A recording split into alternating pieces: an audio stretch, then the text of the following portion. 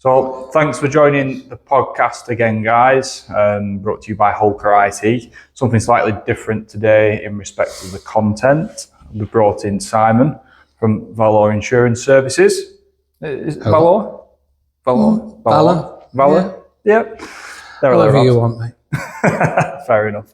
So we'll be discussing cyber landscape within the insurance sector, what you currently deal with on a day-to-day basis, what you see, what happens with, some of your clients potentially, and what that actually looks like. So do you want to give a bit of an introduction to who you are, what you do, how long you've been in the industry for, etc.? Yeah, so I've been in the industry since early 1900s.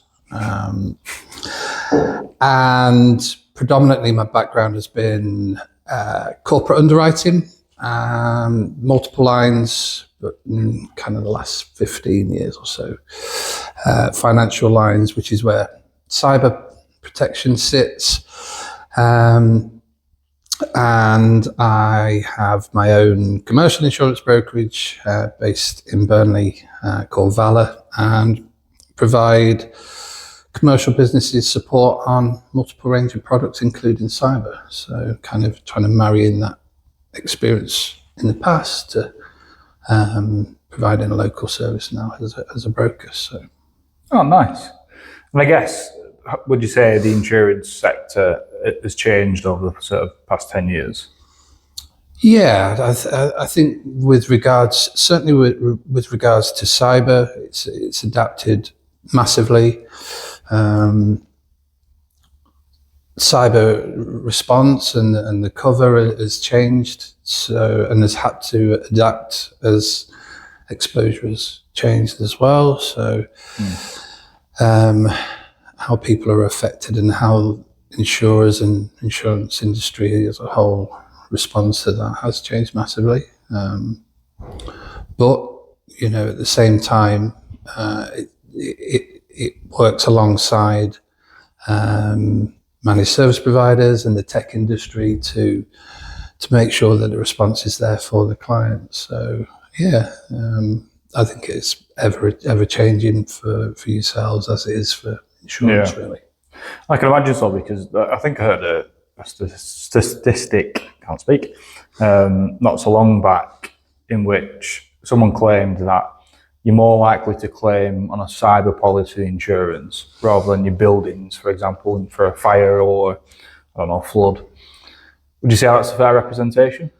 Yeah, I think, you do see a number of statistics around, and whether that is the case, it certainly some days feels like that. There's always exposures to all sides, especially when you're running a business, whether it be to material damage or to the tech environment and the cyber side. But I think the way that people get educated and hear about cyber and cyber policies and the protection required and some of the exposures is a lot greater now. 10 years ago, it'd get very little airplay. But, certainly over the last decade, that's increased year in, year out. Yeah. I think as in the last sort of 2 or 3 years, the amount of promotion to exposures to SMEs and charities has got better. Yeah. Because, you tend to find that all you'd ever hear about was large global PLCs, etc. Having incidents, but that's changing, and I think that's a good thing. It is the education from ground up from when it comes to businesses and the exposure to cyber events. Yeah, definitely. I think it's clear everybody sees it in their day-to-day lives. A lot more businesses are being affected from cybercrime, and I think it's really good that the insurance industry has recognised that and has a solution to put forward to businesses in the case of a cyber attack. Yeah. Because thinking about the logistics of it, if a business is hit by a cyber attack and they don't have the proper protections in place to, bring them back to what they were, it's quite difficult to get that business up and running again without the the insurance funds or potentially the insurance counterparts to help them get to that place again. Absolutely. Yeah. I can't remember I'd heard it, but it's a large percentage of businesses, especially smaller businesses who don't have cyber insurance, don't come back from a cyber attack, purely down to the fact of they can't afford to pay the regulatory fines, they can't afford the downtime of their IT infrastructure, and they lose that customer, reputation. They won't want to go and do business with you because you've been hit. You're perceptible to cyber incidents, and ultimately that means their information is not safe in their sort of hands. Yeah. So it's quite an interesting topic in that sort of regard, because you think about the monetary side of insurance, but actually it's looking at the representation of what that does for that business, and it keeps it afloat after the fact of an attack, which is really, really good. I guess from working with businesses in the area, across the world, or across the UK, how aware are your clients of cyber risk, would you say? Do you think it's a well-conceived understanding of cyber, or are people ignorant to it still? No, I think it is, getting better and massively improving. The relationship between the insurance industry and the tech industry is, when it comes to cyber insurance, has changed massively. There is very much, decades ago, or even 10, 15 years ago, it was seen, the cyber insurance element was seen as a slight to the services provided by the tech industry and its service providers. But they work alongside each other a lot better now. And, they're both looking to find the solutions to ultimately protect people. The insurance is there for disaster recovery, ultimately.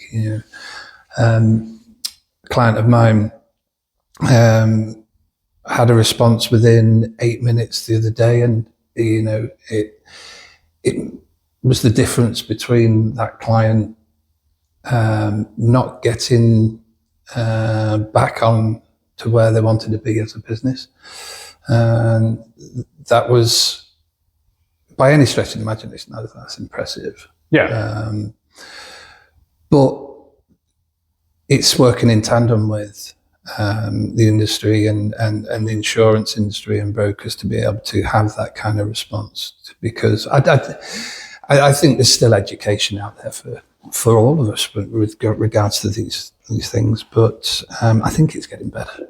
I'd like to think so. Yeah, I generally agree with that, Simon. A couple of years ago, people didn't understand the implications of what could happen. No. And I think that was a real danger to businesses, with obviously us and multiple other businesses out there educating businesses around what actually happens behind the scenes of a cyber attack. Because all the end users will see is the PCs won't work. Yeah. But actually, at the board level, that conversation's a lot different. You're wondering how you're going to get back online. If you're a haulage company, for example, how are your trucks going to get out the door? How are you going to print labels off? How are you going to do this? How are you going to do that? So it's very... the point stands around the education. There's always going to be a need for it. Yeah. And it's forever changing, Cyber in its own right changes all the time. And there's new things coming out every other day, especially with, AI being in the mix now. That's certainly sped things up around certain attacks. And it's about educating people around the repercussions, but also what to look out for. Because that's one of the main sort of points that we hone in on when we speak to businesses. It's around what you need to look out for, because ultimately that person there is the first and last line of defense for their business, ultimately. Because if they click a link, then if they don't have the protections in place, they're not in a great place. Yeah. I think people's awareness of that is a lot better. One of the trickiest things for a business to do with regards to any risk management is that the day-to-day running of the business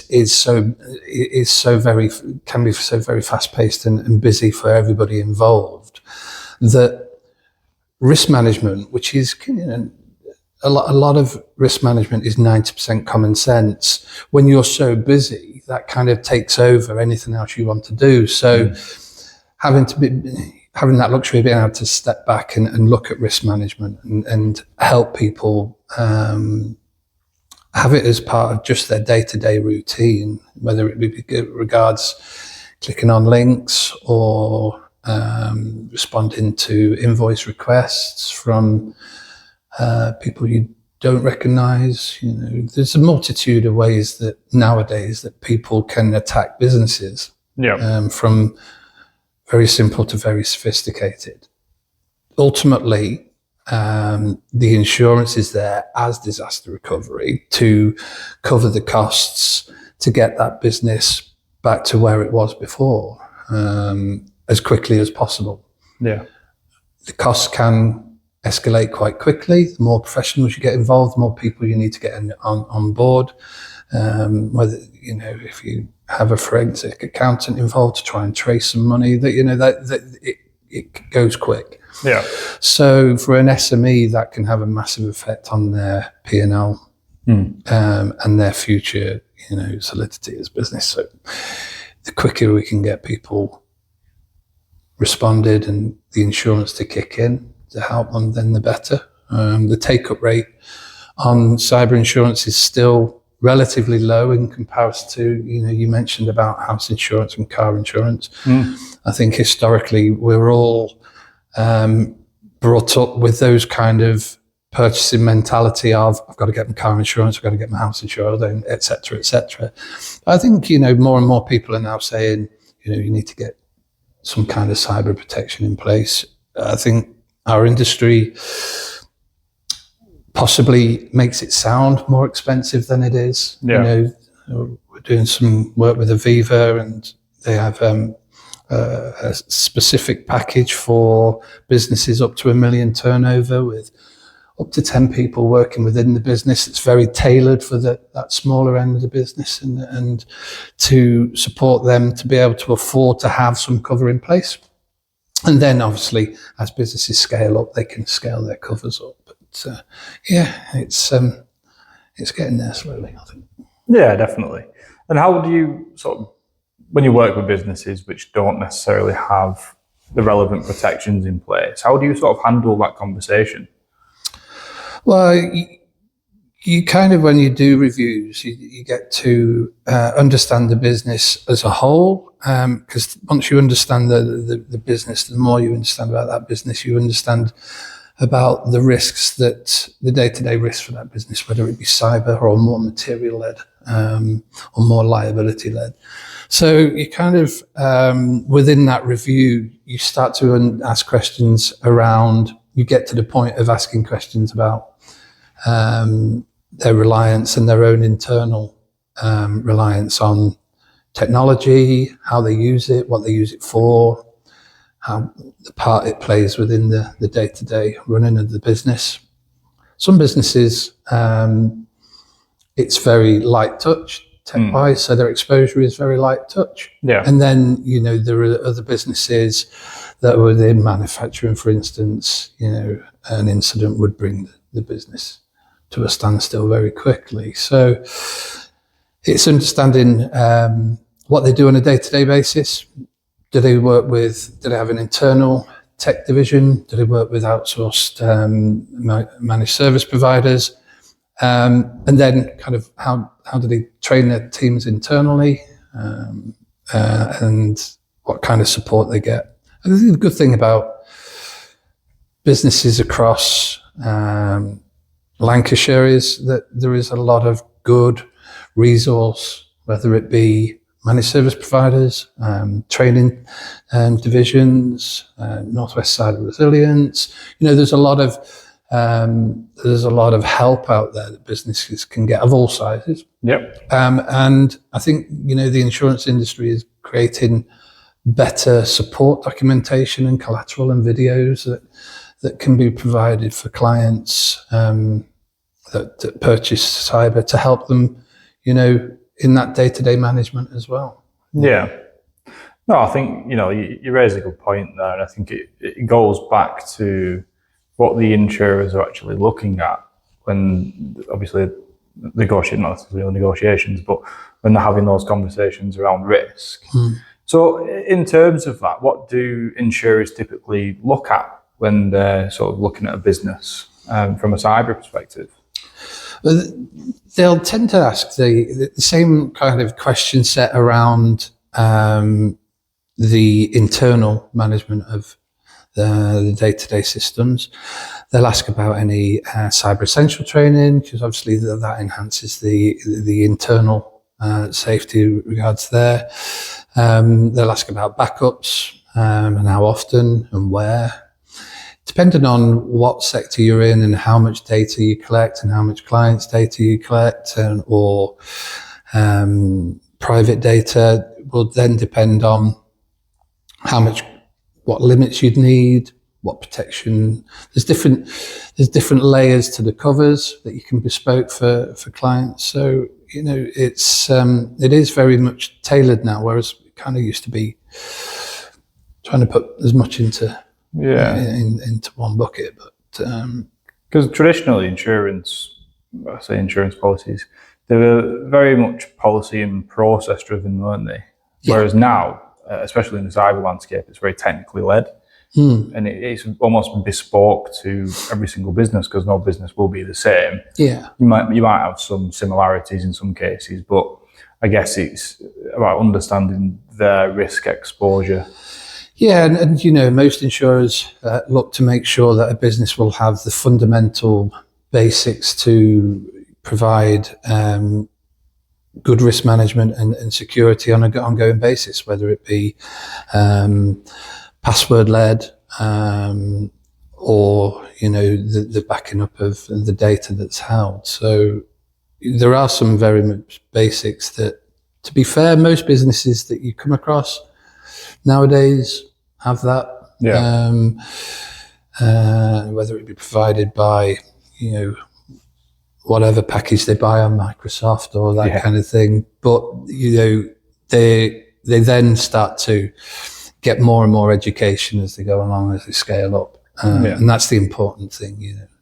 And would you say if businesses are actively securing their business, following best practice, such as phishing awareness training, user awareness training, and does that affect the insurance underwriting's decision in terms of the premiums if you have certain things in place to make you more secure? Yeah, absolutely. Yeah, and cyber essentials will gain a certain degree of discount from a lot of insurers.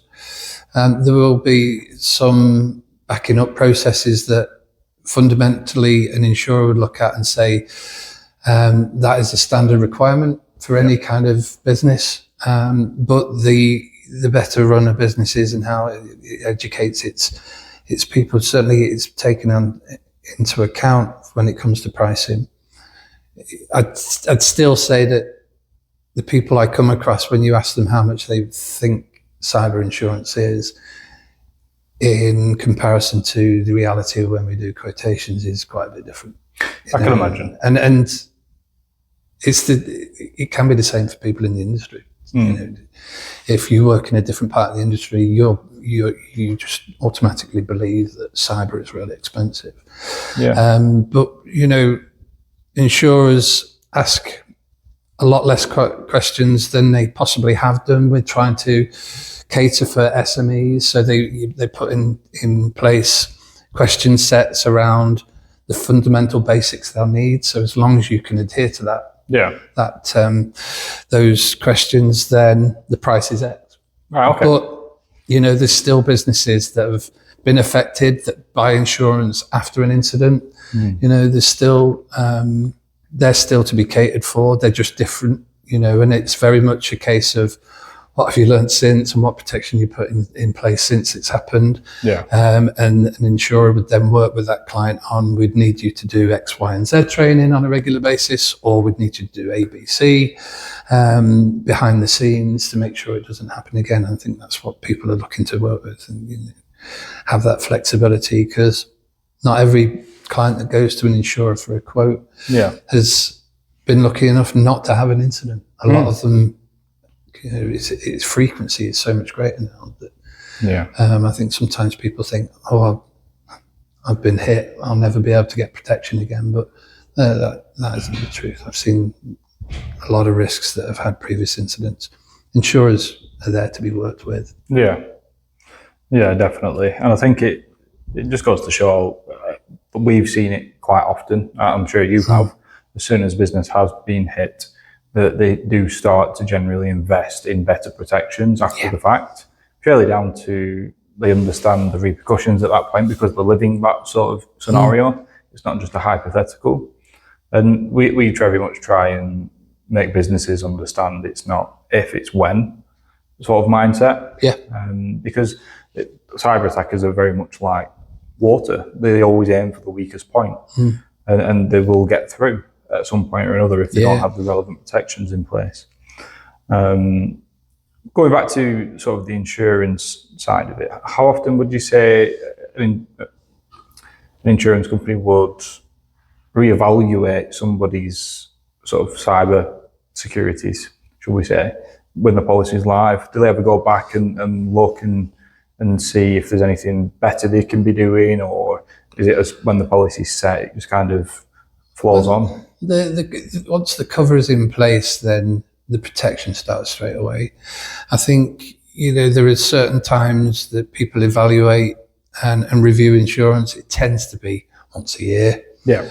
But as a business, the insurance aside, then that would be, you would say that you would recommend that to be ongoing, and to take advice from people like yourselves.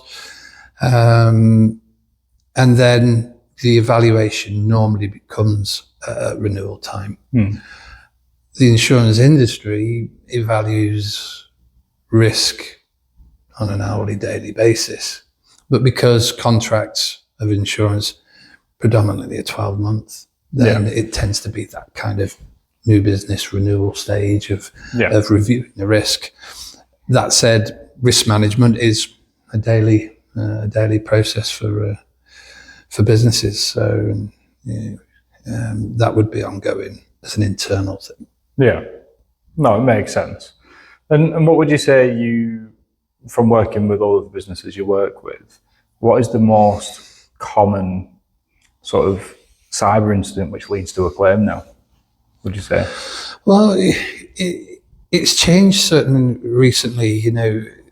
Phishing has always been predominantly there, but as you mentioned at the start, AI is now coming into effect, and using AI to do an attack in a different manner than phishing. I think it's probably the exposure and the type of exposure has changed massively in the last 2-3 years. And that's the difficult thing when you're running a business, to kind of adapt yourself, which is why, people need to have that kind of support and ongoing education from that support on how the landscape changes and where a client will be exposed. Phishing was a huge part of the claims environment for years. But of late, you start to see different types of exposures and different ways of people being attacked. And I think that it goes back to what we said at the start about evolving and educating people as that changes. Yeah, definitely. I was working with a solicitors a couple of years ago, and they got hit. But they worked in the sort of housing sector, so they had funds held in escrow while transactions were going through. Now, they received an email which they thought was from the proprietor of a property, but it wasn't. It was actually a phishing email. So that person amended the bank details on the email address so they could send the money directly to them, and they did. And it's not just, when we talk about cybersecurity, it's not just when, your PC gets a virus or malware or ransomware. It's about when emails are edited, in which will then make funds change and sort of direction in the attacker's accounts. And that's, it's a really important point, because, you don't really think of it like that when you think of a cyber attack. You think, it's generally to do with laptops, desktop servers, whatever it might be. Yeah, you see, all insurers have different examples, and they use those examples more nowadays as education for their clients and new clients and existing clients. You see, you're right. You kind of have it in your mind on what a cyber attack looks like, but there's still examples of a solicitor's firm that was being monitored by a third party, and it was around the delivery and the picking up and delivery of the files, because a lot of files were still held manually. Yeah. So this one is kind of tech, but also hard copy. Yeah. And they contacted them, a third party contacted them and said, do you mind if we come an hour earlier? Van looked exactly the same as that would normally come on a Friday afternoon. Yeah. And the files were loaded into the back, and then they received a ransom request a number of hours later. Wow. So it's kind of the examples that you see on a daily basis are so much different. I can imagine them in 12 months being even more varied. Yeah. And it's trying to help people and educate them in the meantime. Yeah, definitely. It's about the social engineering aspect of the cyber landscape. It's somebody physically going to a site, trying to blend in some cases, to get to places within that business where they need to go to cause them harm. And just like it happened at the solicitors there, it's a very simple transaction they needed to do, is just to come an hour earlier and just basically copy the look and style of whoever was coming. So it's not rocket science to get in that position, but it's about that user education around, is that person legit? Is there something they normally do? But I guess in that circumstance, it's quite hard to differentiate against the norm, because it's normally, it was the same van, or it looks like the same van. Probably they've got the same sort of uniform or whatever they might be wearing.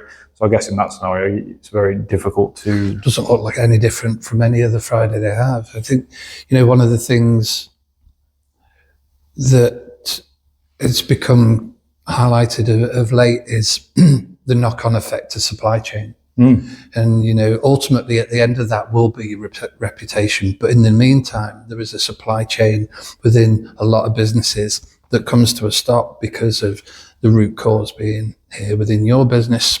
So it's taking that into account of, if you got the protection in place and you work with the right, obviously, people, then the insurance will invariably help that supply chain get back and running as well. And sometimes when in the midst of it all, it's difficult to remember about that, so yeah, it's lots of different examples come through on a weekly basis now. So yeah, definitely. And what advice would you give to sort of the SME market, which are looking at insurance and want to get insured? What they need to do?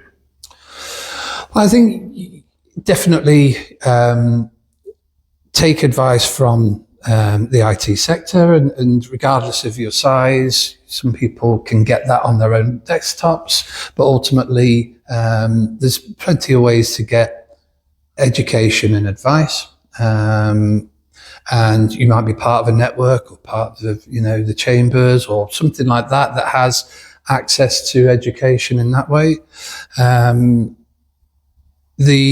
From an insurance point of view, I think at some point people do start needing to involve cyber protection within their requests for public liability, employers' liability, indemnity covers, because it does sit alongside all of those. Yeah. It's there for the business to respond and get the business back running, regardless of size. And a number of charities have been hit in the UK. These historically crimes against charities, they would be seen as very much out of bounds and, not the done thing and within the criminal world. But that's changed a long time ago. And it's easy now for these people who have the tools to be able to get to charities as well as SMEs. So, and more, I see more and more charities protecting themselves on the cyber front than they have in the past because sadly it's the way the world's gone. Yeah, no, it has. And I think, I'm not sure if you've heard of the Cyber Resilience Bill, which is due out with the government in the next sort of year. Yeah. Would you ever envision sort of cyber policies being almost a mandatory thing in the future or more tightly regulated? You could see some sectors having it mandatory. There are some sectors that have mandatory requirements for different covers, whether it be professional indemnity. Yeah. So yes, you could see that evolving for some. Not all. But yeah, there's definitely some, especially within professions or financial services, that it wouldn't surprise you if that became mandatory. The bill will kind of, once it comes in place and starts to adapt itself, you'll probably see some change. Yeah, I think it will. Once the bill comes into play, question mark on that at the moment because it's been put on hold again. But I think once that's being released, because it all feeds back to the supply chain attacks, like you mentioned, it's making sure the people whom you work with have the relevant protections in place to keep you safe. Because it just takes one email from a supplier or a customer or whatever it might be, and then it all goes bad really quickly. In sort of the next 3 to 5 years, what do you see the cyber landscape, insurance landscape looking like? I think it will just continue to evolve. Insurers still continue to make huge investment in cyber, its protection, its own response to its customer base. So that will continue. If legislations go through and bills go through, then they have to obviously adapt their wording and their covers accordingly. And then, the UK broking market will obviously support that and work with their insurer partners to make sure that clients have got the right cover and response in place. It's there to be adapted to as it keeps on changing. There really isn't an element that changes as much as cyber. It evolves and has to evolve more than some traditional covers. That's for sure. Insurers know that, so no doubt you will see change as and when. Yeah, definitely. And then I guess we're on to the final question, just conscious of time. Do you see insurers working more closely with IT providers or insurance brokers working with IT providers if they're working with clients who may not have relevant protections in place? Yeah. I see and have been involved in roundtables between insurers, tech providers, insurance brokers, with clients, and I think that will continue to grow and grow. Yeah, I think they're a good environment to get education out there. I think everybody's got their examples that they can provide to clients on different scenarios, whether it's an insurer, an insurance broker, or an IT firm. So it's more working together. Yeah. As I said, 15, 20 years ago, it was very siloed. But that said, the landscape's so much different than it was then.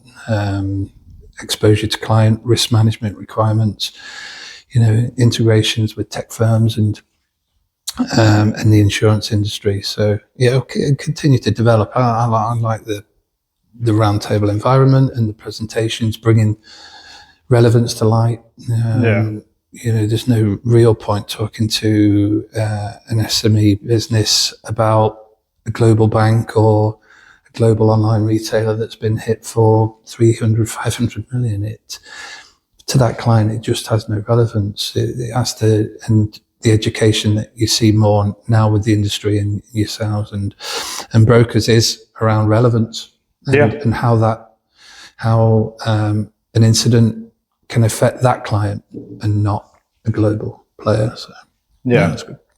No, I think from our perspective and the businesses we've worked with over the past couple of months, we have seen a massive increase in working together with insurance brokers, insurance companies, on that side of things, because ultimately they do have relationships with people who do need assistance with cybersecurity. Yeah.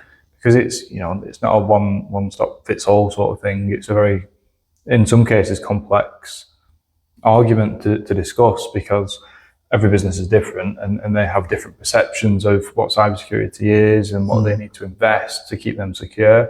But it's about keeping that balance, relatively in the middle, because it's looking at the risk and the cost commercially. Absolutely. It's quite a difficult decision to make, but it doesn't need to be, expensive. No. You can put things in place which are relatively simple. You can follow the Northwest Cyber Resilience Centre, and they offer free guidance online, just following best practice, really, and working with guys like us and amongst other people. It can really aid their business if they do take advice on that sort of side of things, because it doesn't need to be expensive. You can, if you wanted to, invest thousands of pounds a month into security, but you're not necessarily going to be 100% secure. Nobody is. No. And, I think sometimes it's easily forgotten that, they are professional criminals. They think about this, when we talk about this a lot, they think about their business as much as you think about yours. And they take it very seriously, and they keep on going and keep on going and keep on going. Don't take anything personally. Something doesn't work, they'll park it, they'll move on. And they continue to do that. So, there is an inevitability about some stuff. But you can just play your part by doing some basics. Yeah. And I think, when it comes to taking out an insurance product, insurers require them basics. They are fundamental basics for any business, regardless of size. Yeah. And then, as if the size and the scaled up business needs more cover and different needs, then the insurer can adapt for that. But there are certainly some good basics and support to those basics that people can get. Yeah. No, brilliant. Well, thank you for coming on, Simon. You're welcome. Appreciate your time. You're welcome.